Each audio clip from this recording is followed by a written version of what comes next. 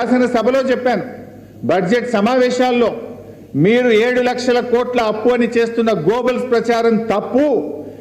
10 ఏళ్ల బీఆర్ఎస్ పాలనలో కరోనాతో సహా అదేవిధంగా విద్యుత్తు అప్పులు కేంద్రం బలవంతంగా మన మీద రుద్దిన అప్పులతో సహా 4,26,000 కోట్లు మాత్రమే అని చెప్పాం. ఇది నేను బయట చెప్పలే, శాసనసభలో చెప్పాం. కానీ వీళ్ళు హామీలు అమలు చేయజేతగాక 7 లక్షల కోట్ల అప్పు అని ఒక గోబల్స్ ప్రచారానికి పాల్పడతా ఉన్నారు.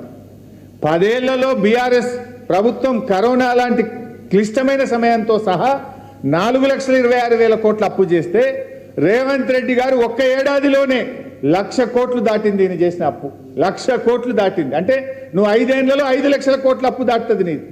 10 ఏళ్లలో బీఆర్ఎస్ ప్రభుత్వం చేసింది 4,26,000 కోట్లు అయితే నువ్వు 5 ఏళ్లలోనే 5 లక్షల కోట్లు దాటుతున్నావు.